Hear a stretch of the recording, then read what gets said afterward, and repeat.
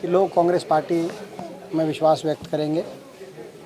लोग आकलन कर रहे हैं, मुख्य तीन उम्मीदवार हैं और 3 शासनकाल लोगों ने देखे हैं। लोगों ने पिछले 7-8 साल से बीजेपी की सरकार, जिस सरकार ने हरियाणा को पटरी से उतार दिया, किसान को, मजदूर को, गरीब आदमी को मारने का काम हुआ इस सरकार में, ये सरकार भी देखी है। लोग इनको भी झटका देना चाहते हैं। लोगों ने इनेलो पार्टी का 6 साल का कार्यकाल भी देखा, जिस सरकार से प्रदेश इतना त्रस्त हुआ कि 6 साल का उनका कार्यकाल 2004 में जो समाप्त हुआ, तब से लेकर अब तक धीरे धीरे उनका वोट और प्रभाव क्षेत्र आकर एक विधानसभा क्षेत्र, और इस बार पहली बार ऐसा परिस्थिति है कि एक भी विधानसभा विधायक नहीं है हरियाणा विधानसभा 1977 के बाद। तो उनकी कार्यशैली को भी लोगों ने नकारने का काम किया प्रदेश में। और लोगों ने 10 साल का कांग्रेस पार्टी का हुड्डा साहब का कार्यकाल भी देखा, जिसमें हर वर्ग में खुशहाली थी और एक भाईचारा और अमन चैन के साथ हरियाणा विकास के मामले में देश में सबसे आगे पहुंचा था। चाहे वो किसान की बात हो, 1600 करोड़ के हमारे बिजली के कर्जे की माफ़ी की बात हो, 2200 करोड़ के कोऑपरेटिव के कर्जे की माफ़ी की बात हो, 0% पे कोऑपरेटिव के लोन की बात हो, चाहे कोऑपरेटिव में नीलामी और गिरफ्तारी के काले कानून की समाप्ति की बात हो, चाहे वो गरीब आदमी के लिए 100 गज के प्लॉट की बात का फैसले की बात हो, 4 लाख 100 गज के प्लॉट वितरित किए गए उस समय हमारी सरकार के समय, चाहे वो मकान की बात हो, प्रियदर्शनी आवास योजना 1 लाख रुपए की किस्त दी गई, चाहे वो दाल रोटी स्कीम की बात हो, चाहे वो पीने के पानी की टंकी टूटी की बात हो, चाहे वो स्कॉलरशिप की योजना की बात हो, ऐसी वर्ग के हमारे भाई बैकवर्ड के और छत्तीसगढ़ी गरीब परिवारों के बच्चों के लिए, चाहे स्कूल के अंदर जो स्कॉलरशिप शुरू हुई थी पहली क्लास से 12वीं क्लास तक। तो हुड्डा साहब की सरकार में किसान के लिए, गरीब आदमी के लिए बहुत से फैसले किए गए। एक प्रदेश खुशहाली से आगे बढ़ा। 10 साल में ना कोई आंदोलन हुआ, ना कहीं लाठीचार्ज, ना कहीं कानून व्यवस्था की कोई स्थिति। तो आज लोग उसको याद करते हैं और तीनों शासनकालों को तोलने के बाद लोग कांग्रेस पार्टी की तरफ अपना रुख बना रहे हैं और कांग्रेस पार्टी के पक्ष में मतदान करेंगे। दीपेंद्र जी, आज ओपी धनखड़ ने कहा है, लगातार भारतीय जनता पार्टी के नेता प्रचार कर रहे हैं, कह रहे हैं कि उनको मौका मिलेगा तो आने वाले 3 सालों में वो 30 साल तक का काम करवा देंगे। ये बीजेपी से इस तरह के लोक लुभावने वायदे से लोग बच के रहे हैं, क्योंकि पहले इन्होंने जींद उपचुनाव में वायदा किया था कि मौका मिलेगा तो हम जींद में बड़ा भारी विकास करेंगे। लेकिन वहाँ पे आज जाके चेक करें, आप लोग यूट्यूबर हैं, आप जींद की पब्लिक से जाके पूछें, जींद विधानसभा क्षेत्र, क्योंकि उपचुनाव पहला तब हुआ उनकी सरकार में।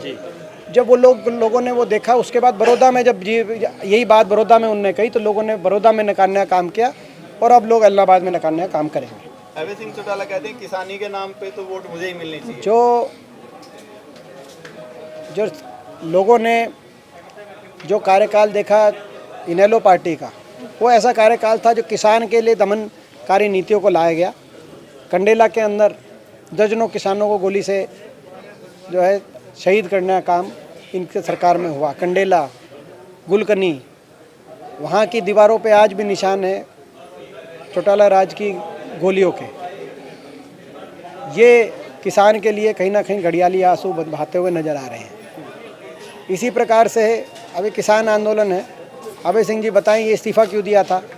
क्योंकि बात उन्होंने कही थी कि इसका आंदोलन का समर्थन विधानसभा और संसद के बाहर आके कर सकते हैं, जबकि इन्होंने इस्तीफ़ा दिया जबकि अविश्वास प्रस्ताव हम लेके आए थे बीजेपी के खिलाफ, और उस अविश्वास प्रस्ताव से बचने के लिए कहीं ना कहीं अप्रत्यक्ष रूप से बीजेपी की मदद करने के लिए इनने उस समय इस्तीफ़ा दिया। आज ये दोबारा चुनाव लड़ रहे हैं, तो ये बताएं तो क्या इनका जो पिछला स्टैंड था वो गलत था? दोबारा चुनाव क्यों हो रहा है? लगभग 8-10 महीने तक इलाहाबाद में कोई विधायक क्यों नहीं था?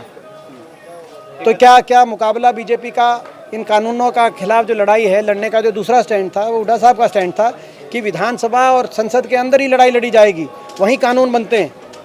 तो क्या अब अभय सिंह जी अपना स्टैंड बदल के हमारे स्टैंड पे आ रहे हैं? अगर ऐसा है तो क्या केवल अविश्वास प्रस्ताव से बीजेपी को बचाने के लिए उनके खिलाफ वोट डालनी पड़ती? अविश्वास हुड्डा साहब के नेतृत्व में लेके आई कांग्रेस पार्टी, तो या तो हुड्डा साहब के नेतृत्व में अविश्वास प्रस्ताव में वोट डालते या खट्टर साहब को बचाने के लिए वोट डालते। उन्होंने कहा 6 महीने की ऑक्सीजन जो है हुड्डा साहब ने कांग्रेस को उसको बीजेपी को दे दी कि अविश्वास प्रस्ताव वो 6 महीने तक नहीं ला सकते। तो हुड्डा बीजेपी की बी टीम है, ऐसा आरोप लगा रहे हैं। ये देखिए, जो अभय सिंह जी जो हैं और जो इनेलो पार्टी है, इनको आत्ममंथन करना चाहिए कि आज ये पार्टी पूरे प्रदेश से लुप्त क्यों हो गई? लगभग हर जिले में हर सीट पे इनकी जमानत जब्त क्यों हुई? एक सीट पे आगे क्यों खड़ी हो गई? उसका कारण है लोगों ने इनको मुख्य विपक्षी पार्टी की जिम्मेदारी दी 2014 में, लेकिन मुख्य विपक्षी पार्टी की बजाय ये हुड्डा साहब के मुख्य विपक्षी पार्टी का रोल इन्होंने अदा किया। बीजेपी को निशाने पे लेने की बजाय उनका साथ दिया। 2014 में जब मोदी सरकार बनी तो सबसे पहले समर्थन का पत्र बिना मांगे इन्होंने जाके दिल्ली में पकड़ाने का काम किया। उसके बाद राष्ट्रपति चुनाव में इनके सांसदों ने और इनके विधायकों ने बीजेपी को वोट डालने का काम किया। उपराष्ट्रपति चुनाव के अंदर ने बीजेपी को वोट डालने का काम किया। 2019 के चुनाव में जब बराबर की गिनती चल रही थी तब इनका बयान आया अभय सिंह जी का कि हम कांग्रेस पार्टी को हुड्डा साहब के नेतृत्व में समर्थन नहीं देंगे, तो यानी कि बीजेपी को समर्थन देंगे। इनको कहीं ना कहीं ये मलाल है अंदर से कि जेजेपी जो पार्टी है उसकी ज़्यादा सीटें आ गई और उन्होंने क्यों बीजेपी को समर्थन दिया और ये क्यों उसमें पीछे रह गए। तो आज प्रदेश के लोग जानते हैं कि जो है ये पार्टी लुप्त हो चुकी प्रदेश में, इनको वोट देकर अपनी वोट खराब नहीं करेंगे। समय का पहिया घुमा के अब एक नई शुरुआत करिए, इस देश की सुनहरी धरती में नई जान भरिए।